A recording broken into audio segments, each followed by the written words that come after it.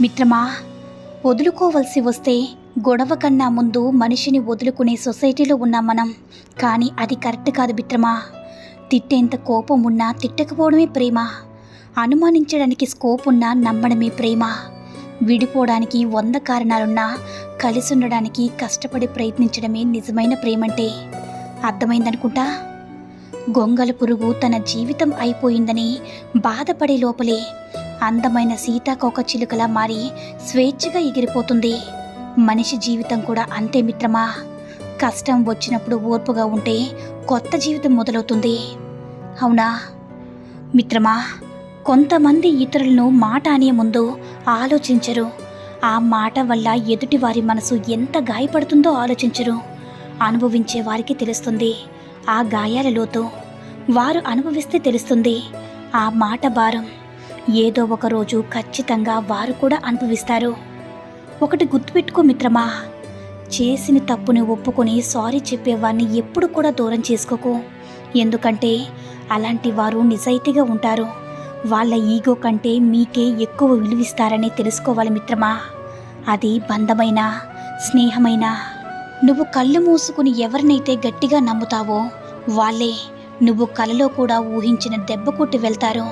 అందుకే ఎవరిని గుడ్డిగా నమ్మొద్దు మిత్రమా. కాస్త జాగ్రత్త మిత్రమా.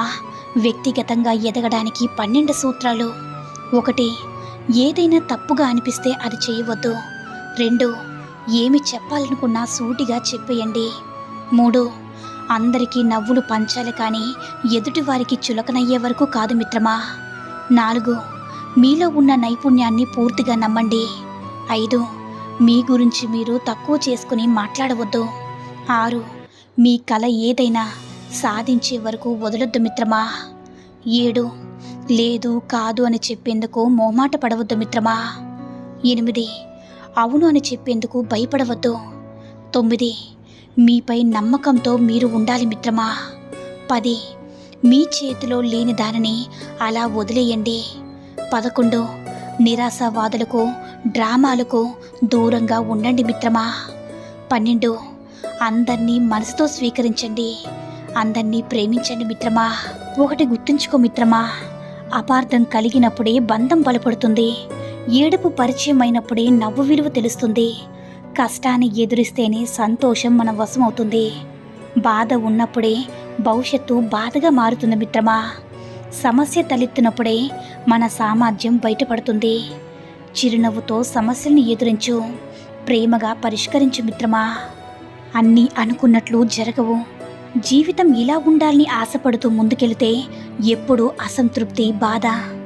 ఎలా ఉన్నా ఆనందంగా ఉండాలనుకుంటే అంతా సంతృప్తే. అదే నిన్ను ముందుకు నడిపిస్తుంది మిత్రమా. విలువలేని మనుషుల దగ్గర రోజూ ఉండే బదులు నీకు విలువ ఇచ్చేవారి దగ్గర ఒక్క క్షణమున్నా చాలు. నీ ఆనందాన్ని పంచుకునే వారికంటే నీ బాధలను పంచుకునే వారికే ఎక్కువ విలువనివ్వు మిత్రమా. ఒక నిజం ఆ క్షణం మాత్రమే బాధ పెడుతుంది, కానీ ఒక అబద్ధం జీవితాంతం బాధ పెడుతూనే ఉంటుంది. ఒకటి గుర్తుంచుకో మిత్రమా, నిజంగా ఇష్టపడిన వారు, నీ బంధానికి విలువనిచ్చేవారు 100 తప్పులున్నప్పటికీ వారిని వదులుకోకుండా ఉండడానికి ఒక్క కారణమైన వెతుక్కుంటారు. కానీ ఏ తప్పు లేకుండా వద్దు అనుకుంటే ఏ కారణం లేకుండా ఏదో ఒక కారణం చెప్పి మరీ తప్పుకుంటారు. కాదంటారా మిత్రమా? నీ జీవితంలో గుర్తుపెట్టుకోవాల్సిన కొన్ని విషయాలు. 1.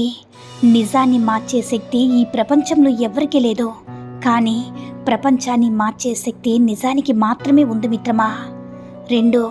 చేసిన తప్పుకు క్షమాపణ అడిగినవాడు ధైర్యవంతుడు, క్షమించగలిగినవాడు బలవంతుడు. అవునా? గెలిచినవాడు 24 గంటలు కష్టపడుతుంటాడు మిత్రమా, కానీ ఓడేవాడు 24 గంటలు ఆలోచిస్తూ ఉంటాడు.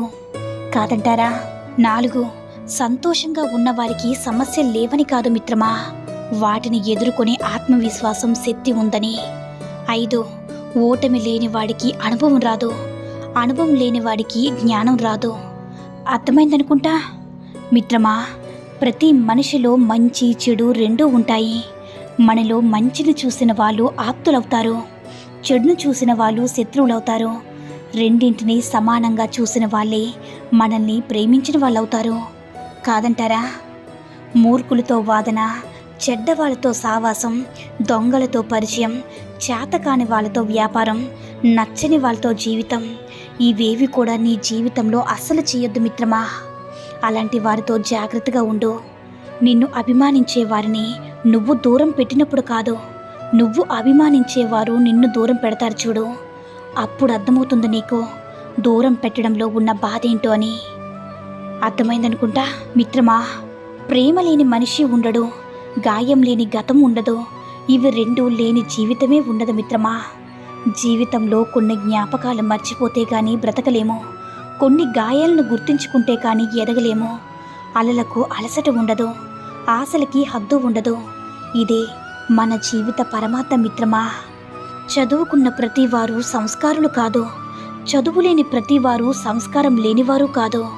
ధన పేద భేదం లేకుండా అందరినీ గౌరవించగలిగేవారే మంచి సంస్కారవంతులు మిత్రమా. ఒకటి గుర్తుంచుకో మిత్రమా, మన సంస్కారం చెప్తుంది కుటుంబం ఎలాంటిదో అని, మనం మాట్లాడే మాటలు చెప్తాయి స్వభావం ఎలాంటిదో అని, మనం చేసే వాదన చెప్తుంది జ్ఞానం ఎంతుందో అని, మనం చూసే చూపు చెప్తుంది ఉద్దేశం ఏమిటో అని, మన వినయం చెప్తుంది నేర్పిన విద్య ఎలాంటిదో అని. మిత్రమా, నవ్వుతూ చేసిన పాపాలకు ఏడుస్తూ అనుభవించక తప్పదు, కాలం తప్పకుండా సమాధానమిస్తుంది. మిత్రమా, పాముకి ఎంత ప్రేమతో పాలు పోసి పెంచినా అది విషమే కక్కుతుంది. నీతి లేని వాడితో నువ్వు ఎంత నిజాయితీగా ఉన్నా తన నిజస్వరూపాన్ని చూపిస్తాడు. అందుకే దుష్టులకి దూరంగా ఉండాలి మిత్రమా. ఈ ప్రపంచంలో సుఖంగా ఉండేవారు ఎవరంటే తిన్న ఆహారం 2 గంటల్లో అరిగినవారు, పడుకున్న వెంటనే 5 నిమిషాల్లో నిద్ర పట్టేవారు కాదంటారా. మిత్రమా, మర్యాద ఇవ్వని వాళ్ళ ఇంటికి వెళ్ళొద్దు, విలువనివ్వని వారితో మాట్లాడకు, అహంకారం చూపే వారితో కలవకు, గర్విష్ఠులతో కలిసి నివసించకు, వ్యక్తిత్వం లేని వారితో ఏమీ పంచుకోకు మిత్రమా.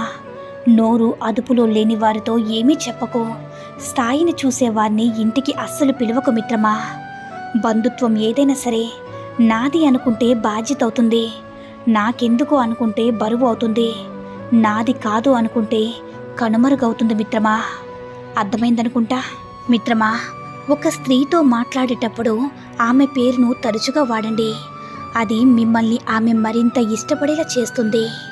మిత్రమా, ఎప్పుడు కూడా అప్పు చేయకుండా ఉండడానికి ప్రయత్నించండి. అప్పు అనేది రాత్రులు దిగులు పడేలా చేస్తుంది, పగలు తలదించుకునేలా చేస్తుంది.